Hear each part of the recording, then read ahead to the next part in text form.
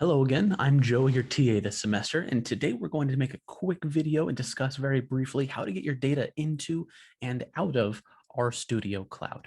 So I have here a tiny data set that I've made in Excel that I've saved with a known title and a very specific location that I'm aware of. Now, as always, I have my variable names in my very first row and two different variable types, be it just basic text or digits as numeric values in each column. Now, what I'm going to do is open up RStudio Cloud, and I'm going to read that data into RStudio Cloud. Now, everything R does is translated through the R programming language itself, and we're just beginners with the language. It's a little bit tricky. The charm of RStudio is that there's a point-and-click interface designed around all of that code. So what we need to do to play with RStudio Cloud is first upload information to the cloud. Down here in the bottom right, where we can see the various plots and packages and help and other bits of files that we've pulled up, I'd like you to click on Files. Here we can click on this button that says Upload. And I'm going to choose to browse from my computer. Oh, excuse me. I'm going to choose to upload a file from my local device. And this will bring it up into the cloud. Now, interestingly, just because it's in the cloud doesn't mean it's necessarily readable by R in a specific location. So we need to now take it from the cloud server into RStudio. In order to do that, I'm going to click Import Dataset up here in the top right of our environment window. When I do so, I'm given a bunch of options. If you know the file type that you're working with, here's where we can select the specific function to accommodate that. If you're working with a CSV, comma separated values, or a tab delineated file, you want to choose from text, either in the base package or the reader package. So I'm going to choose from Excel because I'm working with an Excel file, and I'm going to browse. And notice this is not browsing my local computer. This is now browsing my cloud storage space. And I'm going to choose the .xlsx, the Excel file that I just uploaded to the cloud. The great thing about this is that it's actually going to give me a preview of what that data will look like to make sure that R is translating it in the right way. Very often down here, you can see this box that says first row as names. This being checked or unchecked is going to be the source of most of your reading problems. If it's left unchecked, it doesn't understand that my first row are the names of my variables, and it gives them generic names like variable 1, variable 2, and variable 3. That's not what I want, so I'm going to make sure that box is checked, and it understands, oh, this is a variable called name, and this is a variable called ATK, etc. Once I have it in just the right format that I want, notice it is actually generating R code for me. The reason being is that that point and click interface only runs these bits of executable code that we could otherwise do ourselves. Later on, when we get really proficient with R, if we ever get proficient with R, we would just need to type these 3 commands, but that small point and click interface assembles that code for us. Next time, we can even copy and paste this in order to do the exact same functions. So now you'll notice that in the environment, I have this table of 3 observations and 4 variables that we can begin to play with.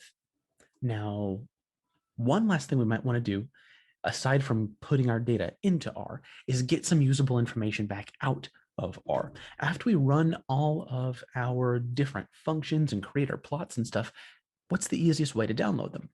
Well, let's do just that. I'm going to make a graph real quick.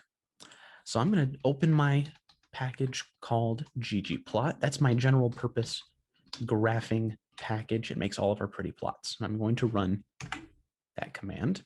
And with the ggplot package opened, I'm going to access the function called ggplot.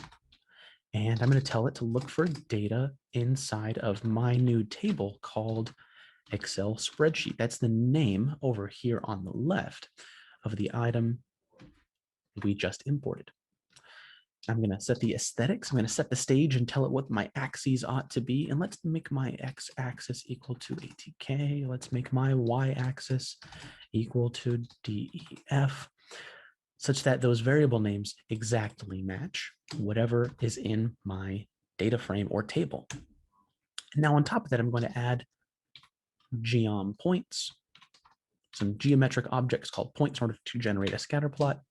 And on top of that, I'll do a geometric object, which is a smooth line or curve method being a linear model. None of this is anything you need to memorize. We're just generating very quickly a graph.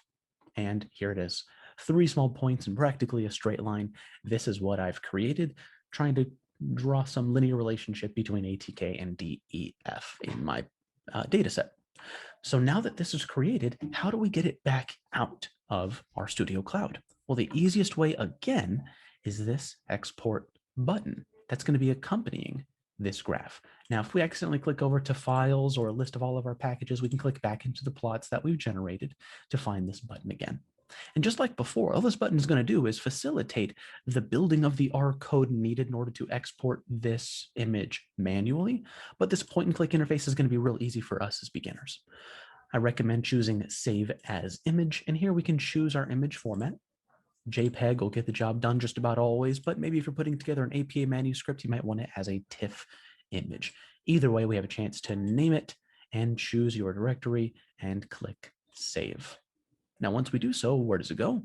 Well, again, we're working exclusively in the cloud, so it's right here, saved in the cloud, not saved locally. So what we're going to need to do now is click on that image. Here, I'm using Google Chrome, so it simply opens up in a new tab, and I can save my image from here to my local device.